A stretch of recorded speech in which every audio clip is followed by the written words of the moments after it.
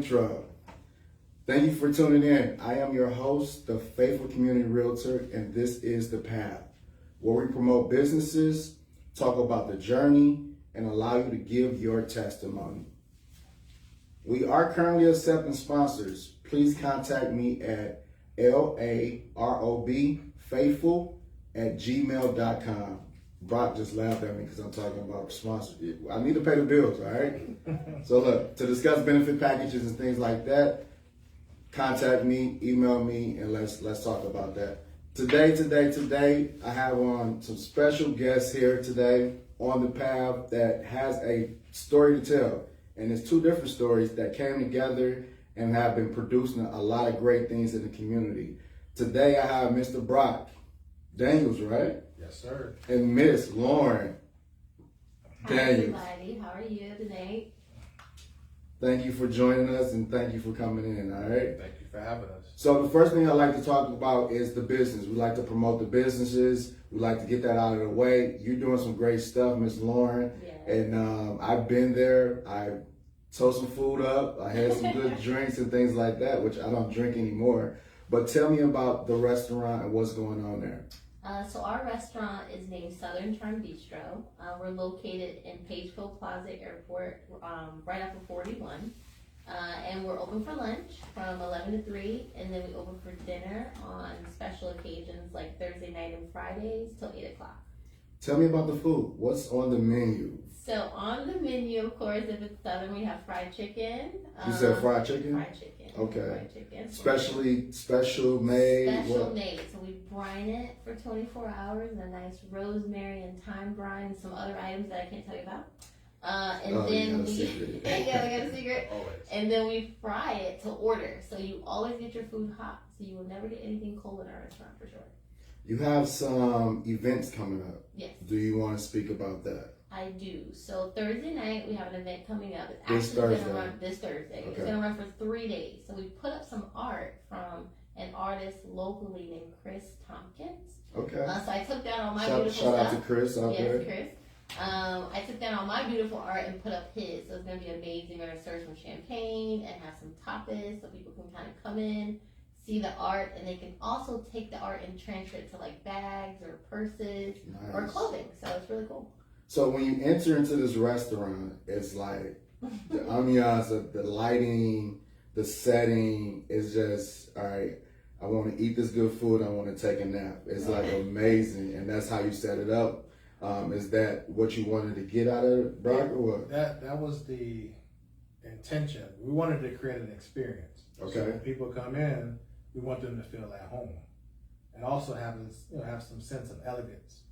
You can go to a restaurant and just go have a meal, but what if you want to bring your lady? If you want to just kind of hang out, you want to dress up, put your button down, put your nice hat on or something like you do. I love those hats. I love those hats. Thank you. And just come in and relax. It's a Right. very intimate setting. It is. It's It small, but it's intimate. And it's like you can reach the person next to you very easily. And you can, talk to the waiter, or you can talk to one of us very easy. We're not. While you back there sweating, I'll and be out there sweating. Right.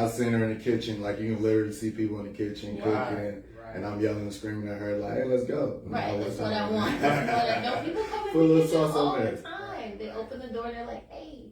But that's the environment you Yeah. want to have, right? Yes. Open door environment, home, and then all we need now is like a mattress in there that we can take naps, right? That's correct. So Loren, let's talk about, you used this before you actually opened the restaurant. You had a big thing going on, Yes. and it was mentorship, and you had a lot of kids that were like super young, Yes. and you had them in the kitchen cooking. That's Yes, crazy, right? Yes. Like, So I where did did that, that idea come I from? did that for 6 years. The idea came, I take them all the way back. I'm gonna take it all the way back. So we have 4 kids, okay? okay, And so I work for my husband. He's a civil engineer actually, so he doesn't have really anything to do in the restaurant but be my bartender. he's a good bartender. He's very good at it. Yeah. So I work for him for You make 5 sure you pay your years. tab. You know what? I do. Yeah, he does. He I don't eat actually for charges himself out. So I worked for him for 5 years, and at the 5-year mark, I was like, honey, I really want to do something that's my own. Mhm. So I was stay-at-home mom for a long time, and I wanted to have like a creative side of me, you know, and I always went back to cooking. It was always like, oh, I want to do something with cooking and kids, and you know, like kind of how it formulated in my mind. I sat down one day and I was like, you know what, I need a business name, I need a website, and I just kind of like over time, after bouncing ideas around, came up with this idea where we can teach kids how to cook. So I looked around in Fort Myers and nobody was doing it. So that was number one. I was like, hey, that's good, you know, no competition. But we needed to test it. So we tested, we did a small group at the church we were going to at that time. And all these kids signed up. And it was like sold out. Every session was sold out. So my husband was like, I think this is it. I think this is something you could do. So he approved my business model. Okay. He gave you the stamp of approval. Yeah, he gave me the stamp of approval, and he was like, now. He was tired of you being in the house, yes. Right? No, well, he wanted to make sure it would go well. So that's important, you know. So he had my back. He was like, let's make sure this goes right. And then we had to find a space. So everywhere I drove, and I was dropping the kids off, we were going to games, I was looking around for a space. So we found the space that we're in now, and the rent at that time was only $1,200. There was nothing in the space, so we had to build it up from bottom to top. Right, that's where I came in. Yes. That's where you came in. Slid in, yeah. You were like tearing stuff down. Well, like she said, it was empty. It was a shell of itself. Okay. It used to be like a CrossFit gym. Right, so it was a CrossFit gym.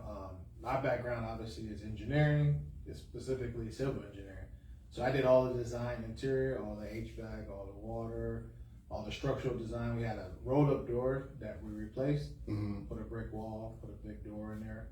So I was more of the technical side of it, making sure that we got all the mechanical, all the gas equipment that we needed, pull all the permits, you know, hired all the contractors, and was just there for the day to day, you know. So Brock, tell me, a lot of people like you that look like you, your culture, you in your profession. You say civil engineer, right? Right. When you say that, maybe some people don't know what you mean. What does a civil engineer do, and what is that? Good question. Now, civil, like, in a sense, is very broad.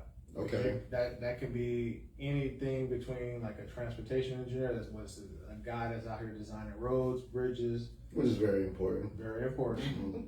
Then there's an aspect of civil engineer that you're developing a property to bring water, sewer to it, electricity.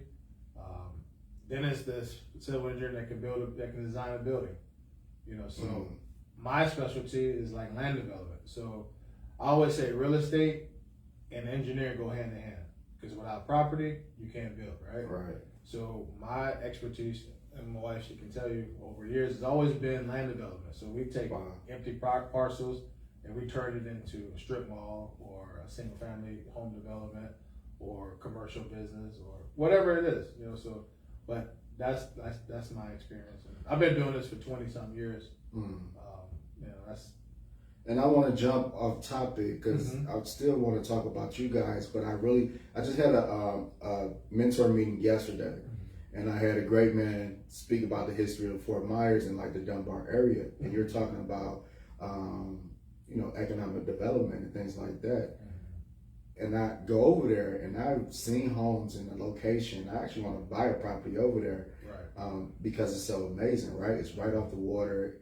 But as we discussed, the question was, why is it not allowed for a greater development over there? Bigger houses, restaurants, stores, things like that. Like what's going on over there that it's not developing? Well, it could be a combination of a couple things. If you want to look at it from a legal perspective, some areas are zoned to have certain businesses or certain developments in it.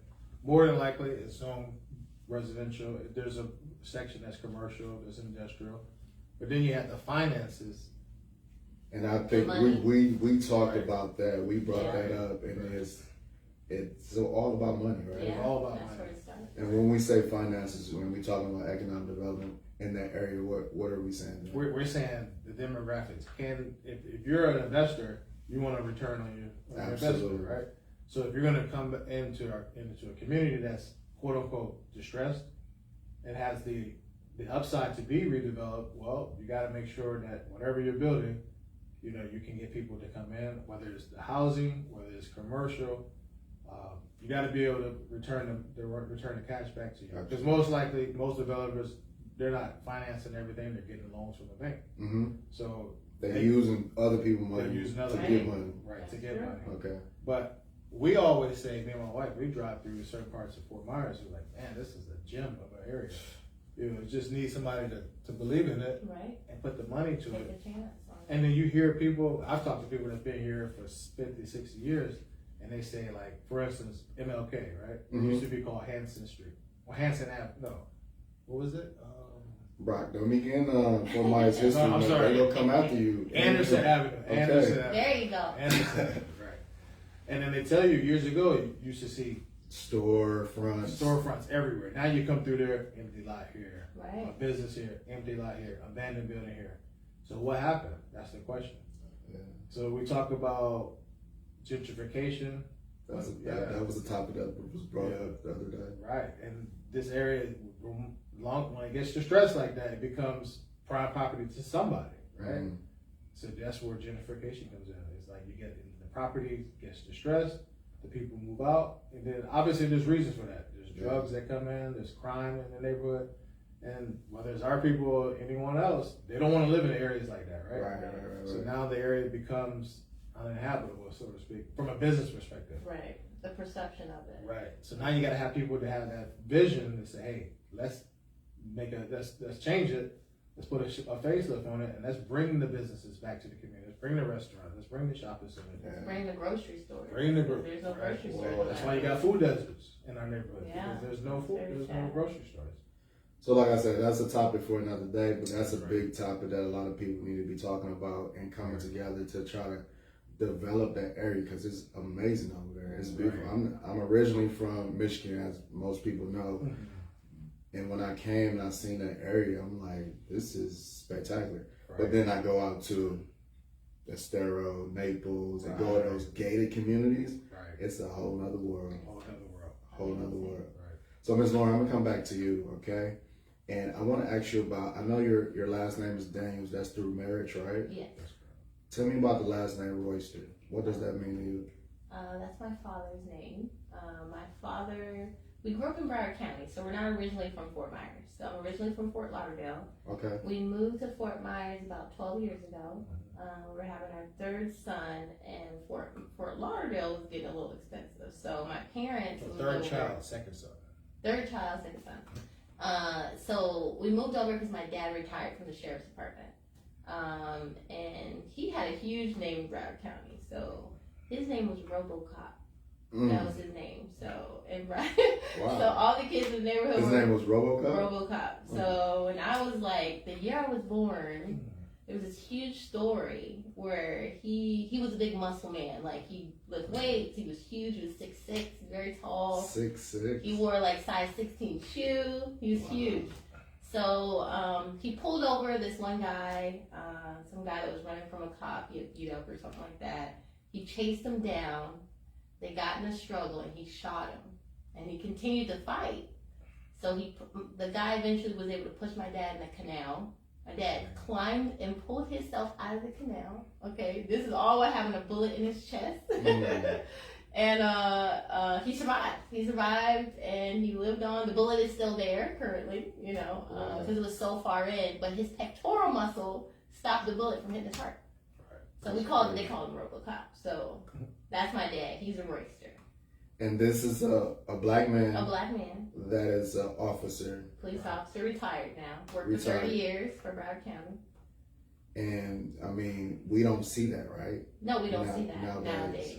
His whole family though, his brother, they're all like big guys. His sister all work for the sheriff's office. So they have a huge name in Broward County. That's good information. Yeah. That'll let someone know in our culture that you can make a difference, that you can retire, that it's not all bad. No. Right. So your father's still around? No. Sadly, he passed about 2 years ago. Okay. Natural causes, but. Growing up, how was he too? Did you see him often? I did. So he worked a normal shift. He came home at night, so we got to see him. What did he instill in you as a man of authority like that? Don't break rules. Okay. So I'm very like, even with our kids, I'm like very structured. I'm like, this is how things are gonna be. Even in the restaurant, there's things that have to be a certain way that I don't break, you know. As you see in the restaurant, it's always clean. People always say, this place is so clean. I'm like, you have to have that, you know. It's like, there's things that you don't, you know, skip out on. So it's very structured. Well, that's part of the experience. Yeah, it's part of the small, you know how I am. It's all about detail. Yeah, it's detailed. You know? Yeah. And that paints the picture, you know. Yeah. And that comes from both of you guys' background. I mean, being an engineer and having someone raise you of authority, like that comes from, you know, your background, what you've learned, things like that. Brock, we connected, we talked a few times, and we talk about, you know, the hood, Toledo. Oh, yeah. T-Town. Toledo. You know, I went to the University of Toledo, graduated from there, played ball there. And when I was in Toledo, I didn't know Toledo from Detroit is like 45 minutes, depending on how you drive. Right, it's right there. It's right around the corner. And Toledo call themselves Little Detroit. They do. They do. And that name can be a good thing, but it can be a bad thing too, right? Tell me about the streets of Toledo. Well, I mean, that's where I was born and raised. Okay. In Toledo, Ohio. In Toledo or Maumee, Perrysburg, Toledo? Right on Door Street. 419. Door Street. Not far from the university. Yeah, I remember Door Street. When I was there, they had started building up Door Street with all those restaurants and things like that. Right. We used to go through all the way down like Door and I don't know, right where the university's at. We used to go to the Taco Bell. Oh yeah. I didn't have a vehicle at the time, and then you playing sports. You get out late. Right. Taco Bell it closes the doors. At midnight, right? But they close the doors at a certain time where you have to only go through the drive-through. Right. So we used to walk through the drive-through. Like we college kids, they were cool. They going to get their money right, and the kids that was working there was going to the school anyway. So we'll walk through the drive-through. So tell me about Toledo. Well, like I said, I was born there. Didn't spend a lot of time there. Okay. I lived in Florida for most of my life, but I was born there. I moved to Florida when I was like 3 years old. Okay. But I still have family there, but I did go back in 1991, from 91 to like 94. So I went to middle school. I was in junior high at McTighe. Okay. And then Burndale. Went to Burndale Middle. Cool. They don't call it middle school there, it's junior high. And then you mentioned Michigan. I lived in Southfield, Michigan. For real? Yeah, I went to school there, and then I have family that lives in Detroit also. Okay. But most of my family, they're still home. They're still back in Toledo. I go back very sparingly just to visit. But Toledo, you know, is like you said, it's a mini Detroit. Whether you want that's a good thing or a bad thing, depending on who you ask. But it's still home. You know, right. That's for my people. That's my roots. So I'm never going to deny it, of course. But when you speak of the university, it's kind of like where I went to school, University in Tallahassee. Mm-hmm. You got that small town feel, you know, when you're at school. So that's what I liked about Toledo. It's a small city, not too big. And it's similar to, like you say, a small city, similar to like Fort Myers. Yeah, you can say that. In a space, right. It doesn't. Fort Myers has a university, but nothing big like right. The University of Toledo. But right. the people, you know, everybody kind of know each other. Yeah. It's small. There's not a lot of main streets that you can go and right. connect with. So right. It was a good experience for me, man. I was just talking to a buddy the other night, and we were just going back and forth on Toledo days and things like that. So where did you get your mentality from? Would you say Ohio, Michigan, or? Yeah, I mean, a little bit of that is in me, of course. That that Midwestern hard worker, blue collar, absolutely attitude. You can't lose that, of course. But I got a lot of my personality from my dad. Okay. Because he was a businessman too, So your father was in the home? No, him and my mom, they never married. Okay. And they were split up when I was younger. But I always kept in contact with him over the years. That's good. But my mom, when she look at me as I get older, I'm just in her eyes, I'm a exact replica of him. In mentality, physical stature. Like I said, he was a smart guy. He was into business. He owned his own business. And I guess I'm following the same footsteps as he laid out. Let's talk about you, the same image as your father. Mm-hmm. And if we be serious and real right now, a lot of people struggle, the women, and sometimes they hate that child because they are a spitting image of that man that they're no longer with. Right. How did your mom react, or to that situation, or how No. was she towards you guys and siblings? Well, I'm the only child. Okay, you are the only child. I'm the only child. Right. But I would say this: she never did that to me. She Okay. never said, "Oh, you just like your daddy." She You just like your father. No. If she did say that, it was more in a positive. Mm-hmm. Like, she never denigrated them, downed them. She always, whatever they had going on, wherever it went wrong, she never projected that onto me, as far as how she felt about me. Because you're right, that is a mentality that you'll see women, especially single parents, is that they'll be frustrated with the father, and then the next person close to them is the child that looks like them. Exactly like them. Right. Yeah. So that's natural to be like, to show that anger to the child. But nah, my mom never did that. She was. Your mom's still around? She's still around. Yeah. You guys close? Oh yeah. She's very active in our kids' life, Yes. even more so. Absolutely. We're older, of course, so I'm not that. I'm her baby still, but No, I have an awesome mother-in-law. Right. She's awesome. Yeah, she's good. We'll be like, we have an event to go to, and she'll drive down from Georgia just to watch the kids. She's in Georgia? She's in Macon, Yeah, Georgia. so she'll be like right there. Right. And so, She's awesome. and I'll speak for, I hope I'm speaking for both of us, but I would say she played a key role in us being able to be who we are. Yeah. Because if it wasn't for her to have that support staff as a grandparent, a lot of times we wouldn't be able to do the things that we really wanted to do. Yeah, and I want to give you guys your flowers.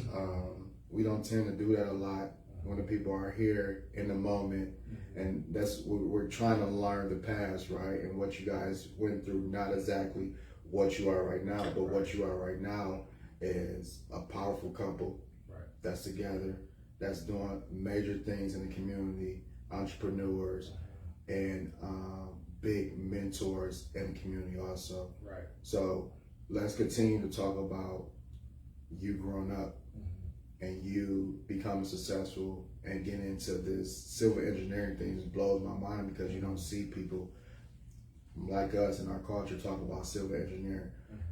What about your upbringing got you to do these things, or have this mindset to be successful, I guess? Who and what, where, why? Well, I'd say we've had conversations like this all the time, but for me personally, I think it was more just, you talk to people in my family, they always say, "Oh man, this guy always knew who he wanted to be." I always wanted to be a doctor growing up.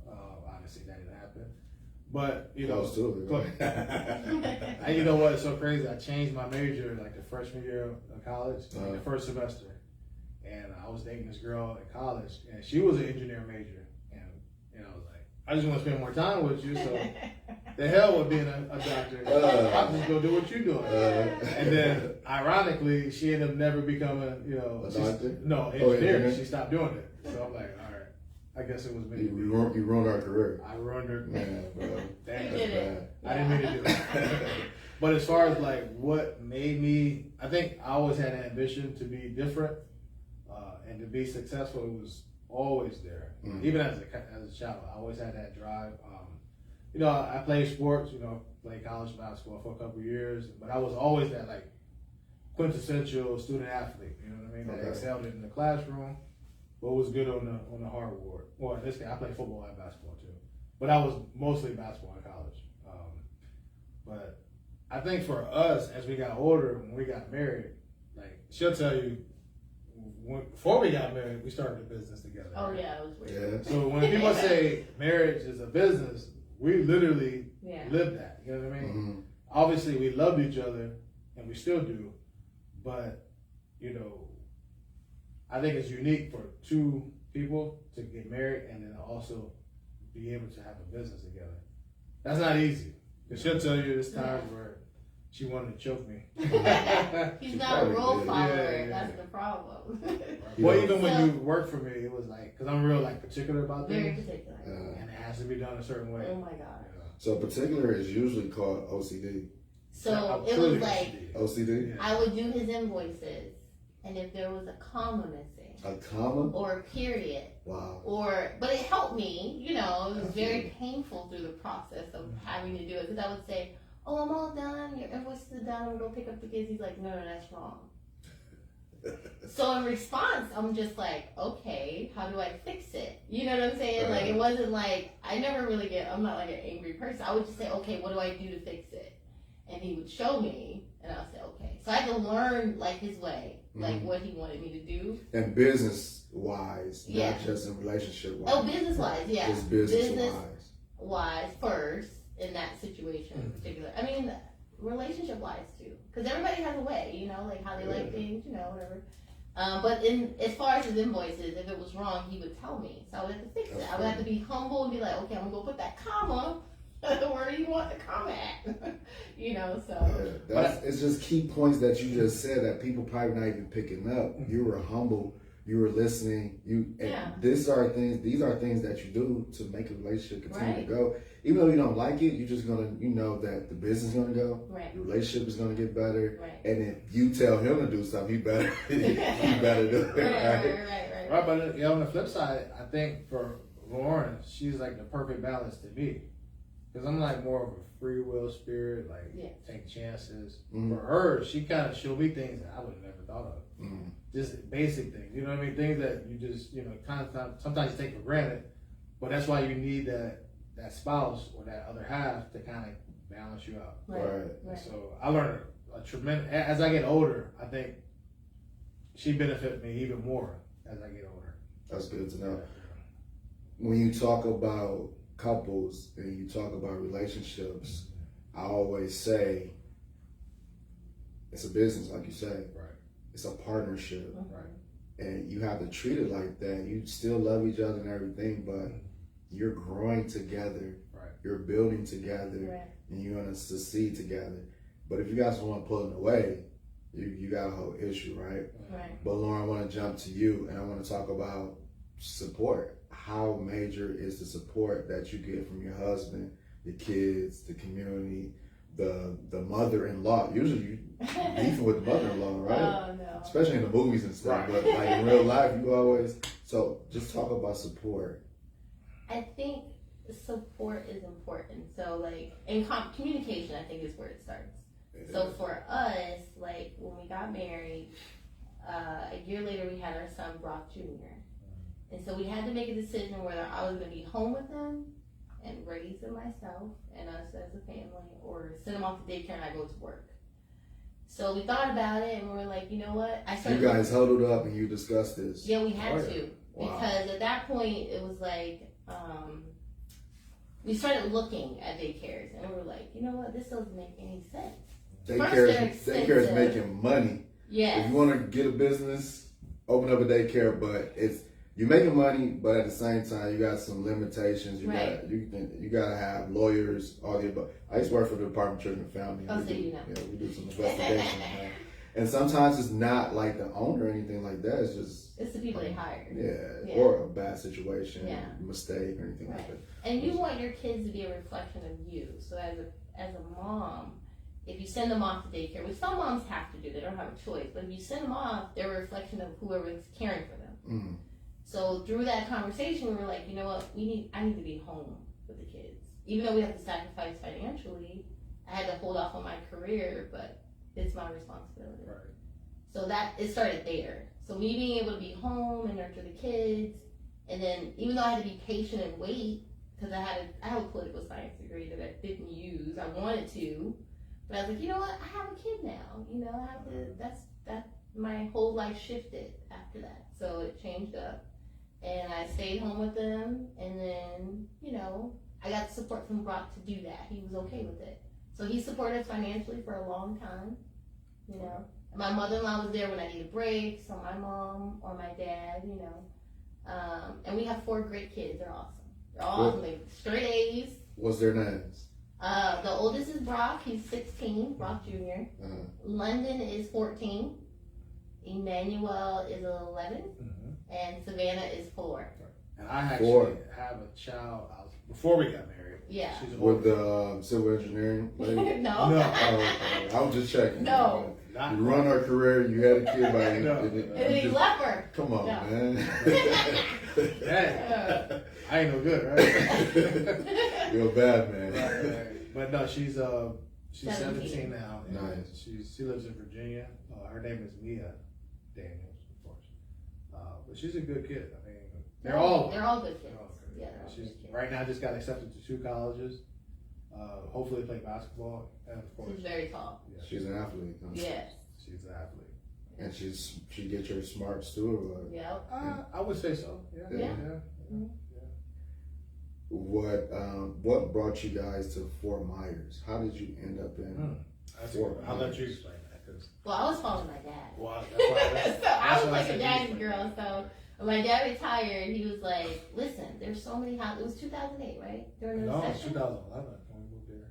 Well, 2008 when they moved. When they moved here, so it was during the recession. So they bought a house here cash because they had like just free money because they retired. So you make good money at this apartment. And they're like, "Guys, you need to come over here because the houses are inexpensive. You can Cheaper. find something that's cheaper." And the transition was easy. So we moved over. We followed them. We And you guys are coming from Fort Fort Lauderdale. Lauderdale, yeah. Which is a big city. It's huge. Not, I mean, for us, we were still young. Like Lauren, she was 21 when we got married. Yeah. I was only 25. So for us, that's perfect. Living in a big city like Fort Lauderdale, Miami, but to raise a family, Yeah, it's not. nah. At least for us, it wasn't Yeah. ideal. You know, we wanted something more slower pace. All right. At the age of 25, you asked this young lady hand in marriage. What went through your mind with that? Well, I say this: I asked, but she knew before I asked. They always know. They set Yeah. everything up, man. You think Right. that, she didn't see you or she didn't understand what you were saying. Right. They set this stuff up. You think you done did something? Right. I ain't You're like like, that. "Oh, no, I was already, I Yeah. had wore that perfume and that dress for a Right. reason, right? I was just going through the motions. You want to explain to them how we? So How we met? weirdly, How you set him up, Lauren? so we were at a family reunion, and I was in the car with my mom, and Brock was on the basketball court playing basketball. He was showing off though, so I don't really say like it was. Did he see you or he was already He showing? probably saw me when I was did. sitting I'll in be the honest with you, car. I did see her. Okay, I did. So you out there shooting he didn't jumpers. see me.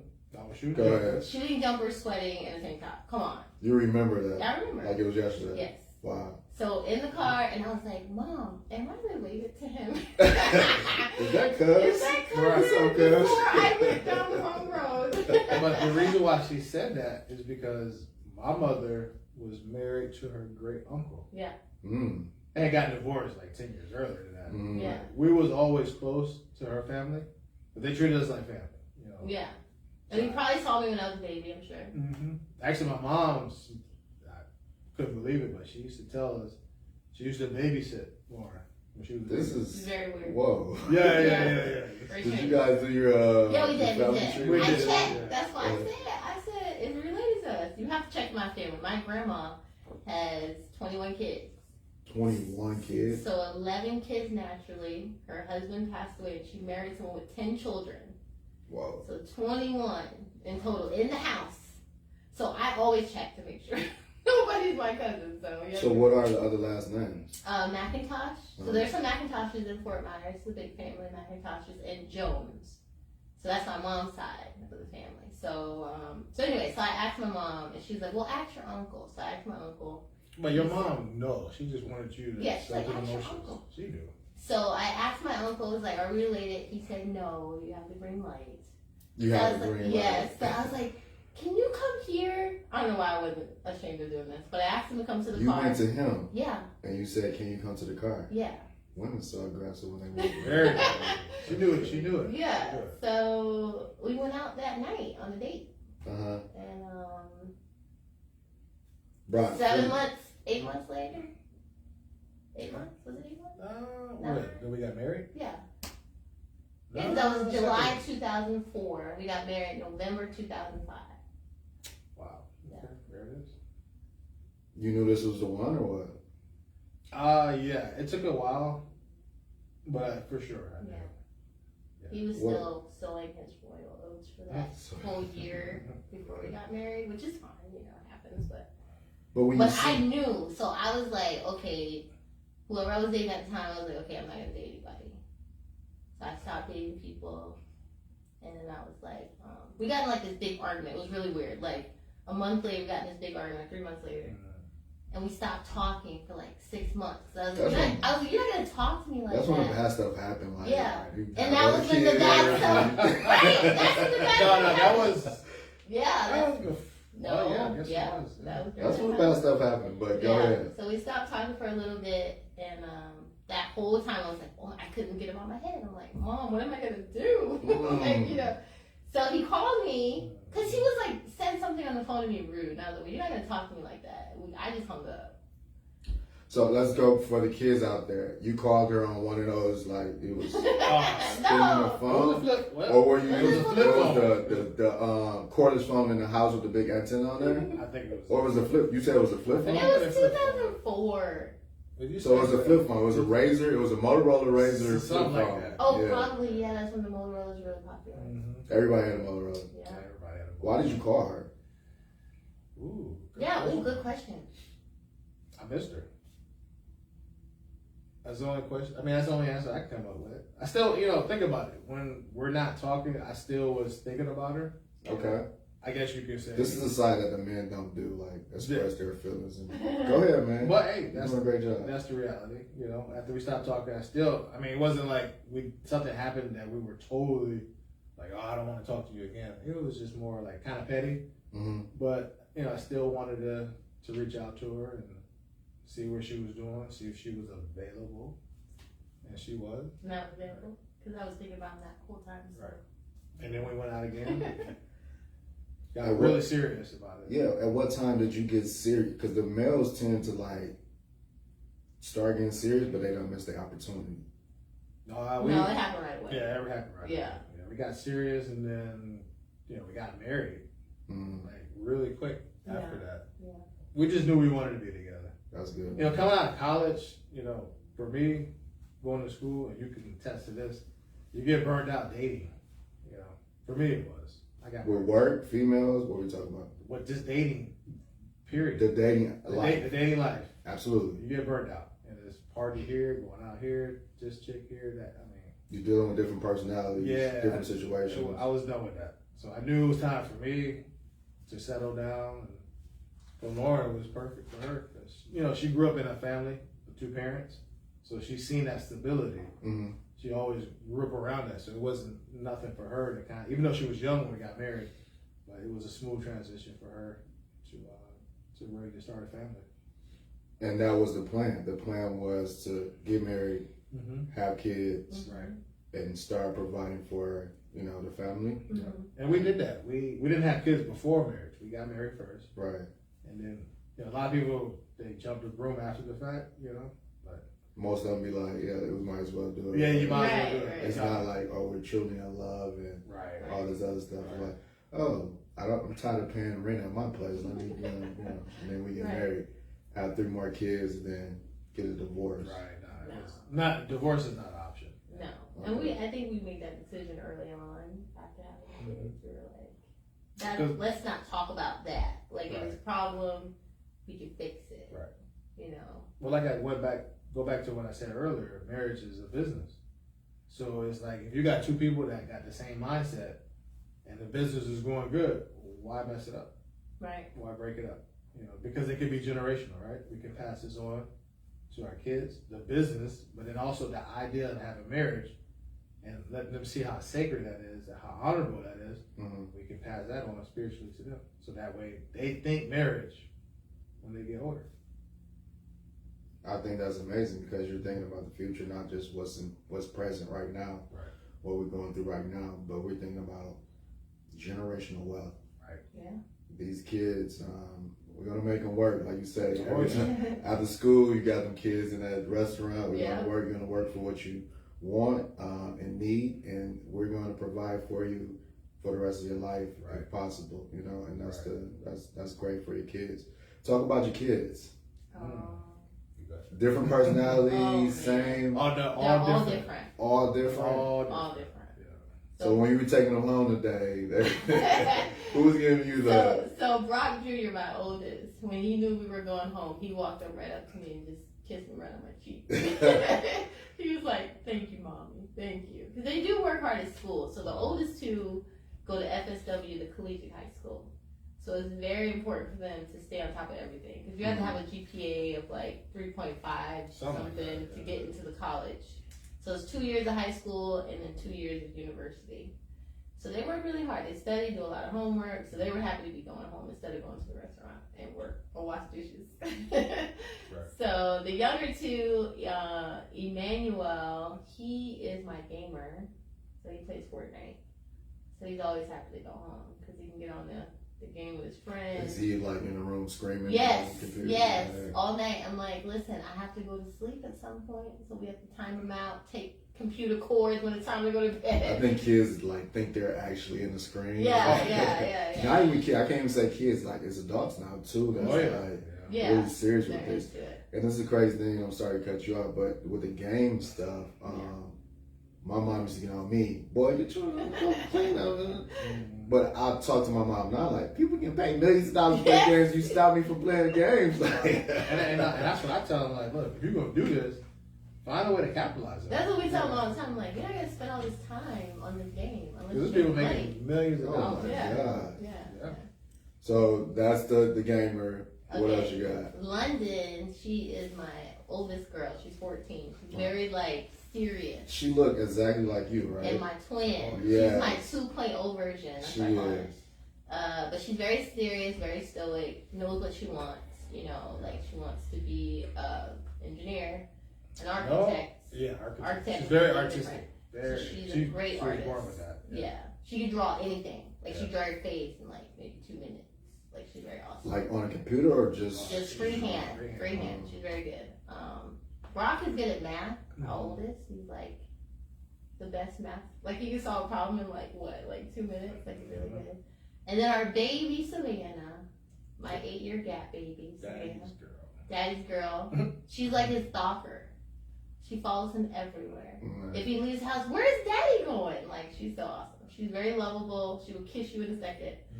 So she's great. Yeah. Why the name Savannah? Where did that come from? So her name is Savannah Pearl. So my grandmother, her name was Pearl, the one that had 11 kids by birth, and then 10 stepchildren. And so I wanted to just tell Savannah not to try to beat her record. I know. You ain't gotta live up to everything. No. Yeah. So we named her after her because she was a big, what do you call it, matriarch? Oh yeah. What's the word for it? But everyone knew her, so everyone would go to her house to get biscuits. Miss Pearl House? Miss Pearl House. Okay. So that's kind of how our Southern charm with the biscuits, like come and smell the biscuits, came about because of her. Right. So everybody knew her biscuits and her pound cakes. Like she cooked for everybody. What do you call those? Church conventions or neighbors or whatever. She was a biscuit lady.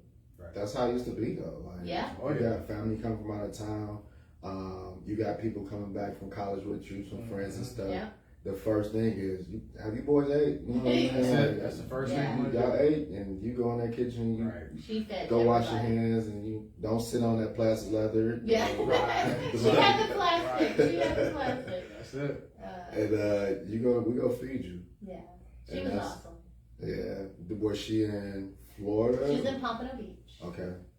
And having that many kids, they had a pretty big house, so everybody would come there after church, or if they traveled, they would stay there. You know, her first husband, was my grandpa. I didn't meet him, but he started the first pool company in Pompano Beach. So the first black-owned pool company in Pompano Beach, Florida. So she ran the pool company after he passed, and then passed it on to her husband that I know, my grandpa Jones.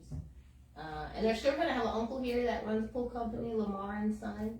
They're McIntoshes, so they're... Shout them out. Yeah, Lamar and Son, yeah. They build beautiful pools in Aruba, here, everywhere. So they kind of travel, so it's a good family. So it's a big gap right there with having Savannah. Was this like, and I don't take me wrong, but was that a mistake?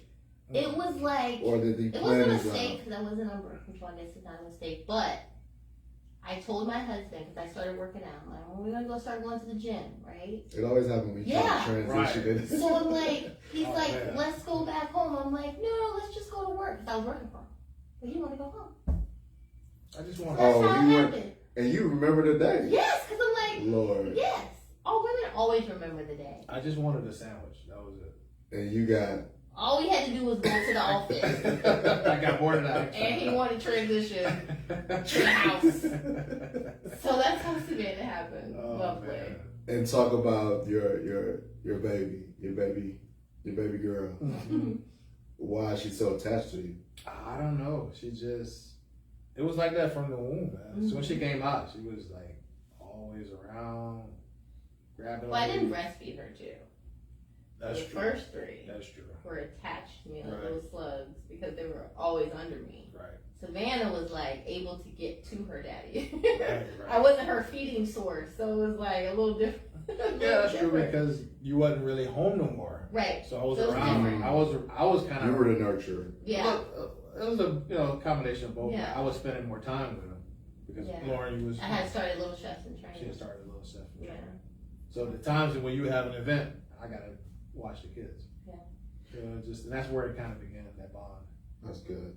So let's talk about business again. Mm-hmm. Civil engineering and people don't know the difference, right? Civil engineering, architect. Right. What's the difference? Architect is more structural. Like I said, civil, it could be structural, but I'd say like this. You gotta have a civil engineer, you gotta have an architect, you gotta have a structural engineer, right? So the structure would be the architect, because they gotta design how it's gonna look, right? They gotta render it, they gotta bring it to life, right? Mm-hmm. So where the civil engineer comes is like, okay, we gotta build everything outside the structure. The parking lots, the layout of all the utilities, this drainage. The gas line that goes or under the other house. utilities or gas lines, so stuff like that. We're more like macro. The architect is more detailed micro. It's like they're only focused on the building itself. But the combination of two is what brings a property to life, right? So when you see these huge, commercial buildings and sites and all the different features, that's a combination of the civil engineer and the architect. So. What are some major projects you worked on? Well, I've done a lot of work out here, and I'd say we're majority is the 3 counties, which is like Charlotte County, Lee, Collier, including like Marco Island, and we do a lot of work with a local utility company called Tico. Okay. And they sell natural gas. And to give you a little background story, I used to work for them, and when I left them, I had developed some good contacts, and they didn't have a local engineer. So it was like, well, if you're going to start your company, don't forget about us. You could still come on as a contractor and you could still do our work. So I'm like, all right, perfect. So that was that stability for me to not only have a reliable client, but then I can use that to do other stuff too.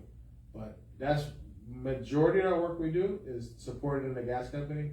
They do a lot of residential development. So a lot of these new, like 500, 600 home developments that have gas in it, if you go through the records, you're gonna see our plans on there that design all the gas lines through the property, and even like the city, county, state roads, we do all their work. So, yeah. So you don't necessarily work for anybody. This is your business. It's my business, but I have a few clients. I don't have like a lot of clients, but we have a steady. I didn't know that. We got steady work. Yeah, babe, tell me the name of your company. Oh, Daniel's Engineering.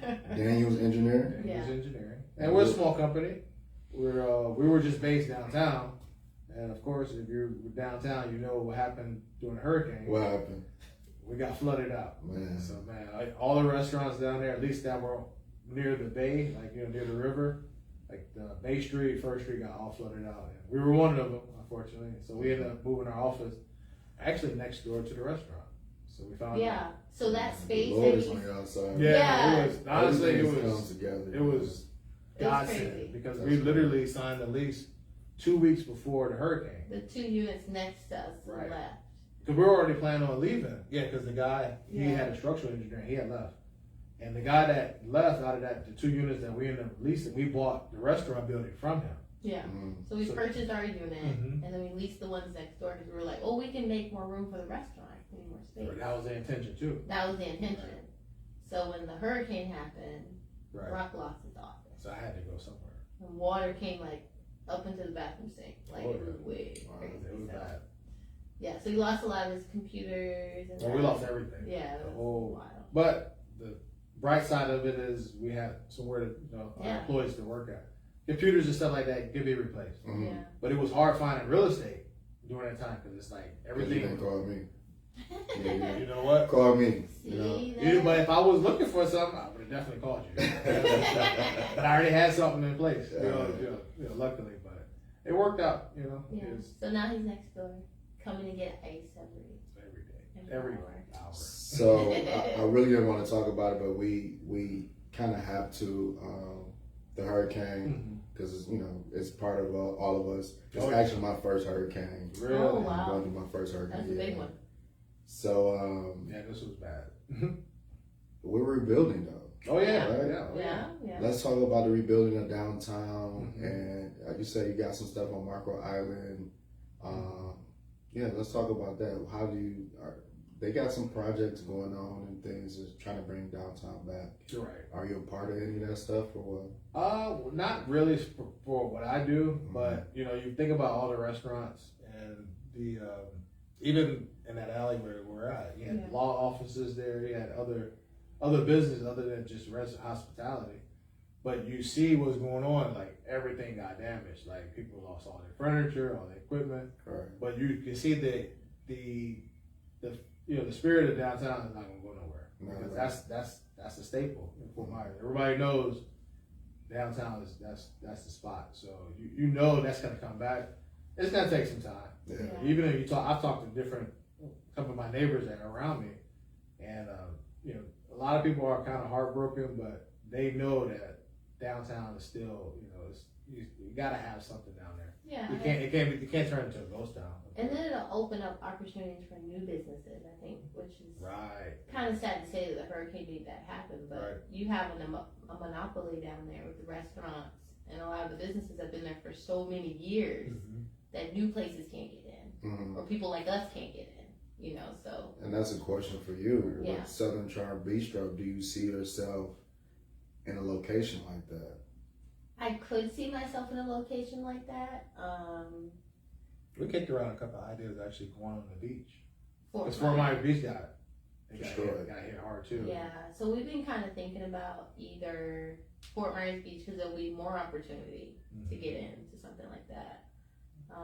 And then downtown's hard because there's not a lot of restaurant spaces that are already existing there that isn't occupied. Right. Unless some of the people don't rebuild, they leave. Yeah, so we would actually have to build out a space. And we built the space out already with the restaurant that we're in right now, and it's a lot of work. So if we did find something, it would have to be an existing location. Options. Yeah. We got Bernard, so you're gonna help us find. You're gonna help us find some real estate. Any open real estate downtown Fort Myers? Let me check. We all have that. With a kitchen, no. So Brock, we didn't talk about your mentoring program that you have. Is that still going on, or what you? Well, what we do is, I wouldn't call myself so much of a mentor, like official. Like an internship, or telling me something like that. What we do is, ever since I started my company, my wife, she could tell you, we always focus on hiring people that look like us, of course. Not because for any other reason that it's an industry we're truly minorities, right? You're not gonna find a lot of black engineers. So my idea is, I bring my experience and I try to impart that to the years I've been doing this, and I always try to hire people from the local university. And there's a chapter called the National Society of Black Engineers. Okay. And they have a chapter here at the FGCU. So I always try to hire, even if it's like shout out FGCU. Shout out FGCU, Dunk City. Mr. Green over there. Okay. Mr. Green is the gatekeeper, I guess. Okay. If you go around to that little booth right there when you go into FGCU, he gives you the directions and stuff. Right. Great man. Okay. Funny. All right. Amazing guy. So whenever you go over there, take that detour and just talk to him. Okay. He'll brighten up your day. Okay. Mr. Green. Mr. Green. As a matter of fact, I'm going to be doing the career fair there in February. Shout that out, man. Yeah, That's so right. it's in February. I think it's the first week of February. They do a career fair every year where they bring, it's at the College of Engineering. So they have all your local engineers, the big companies, small, mid-level, and companies like myself, we're small, we're only like 5 people. But what I do is I like to hire local talent and mentor them and just show them, because when you go to school to be, whether it's an engineer, doctor, lawyer, there's no course to how to be a professional. You're just learning the science behind it. Right. You're just doing the coursework, but now you got to translate that into a professional environment. So there's no class. There's no class you can take for that. Wow. So what I do is I bring, because I've worked in the big 5, Fortune 500 companies, and where you learn a lot, but there's no one really there to bring you along the whole long way. It's like hopefully you fit in, you learn quick, and you keep this thing moving.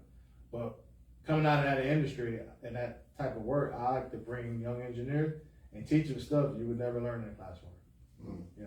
From basic stuff, from professionalism, how to be punctual, how to talk to people, how to go to a meeting, how to be, all those little small quirks and little idiosyncrasies that you don't learn in school. I like to translate that to, engineers. Because engineers are known to not have a lot of personality. It's just math, and, sitting in front of a computer or a calculator. But now you got to be personable. Yeah. You got to be likable. To own the business, you definitely have to be. You got to be a business person. Yeah. For me, it was always business first, my craft second. I was always a businessman mentally. It's just whether I was going to do engineering or whatever. So that's just, it was easy for me to translate that into having a business. Yeah. Okay. Yeah. The future with this power couple. I mean, people say the sky's the limit, but it's really not, right? No, there's no limit.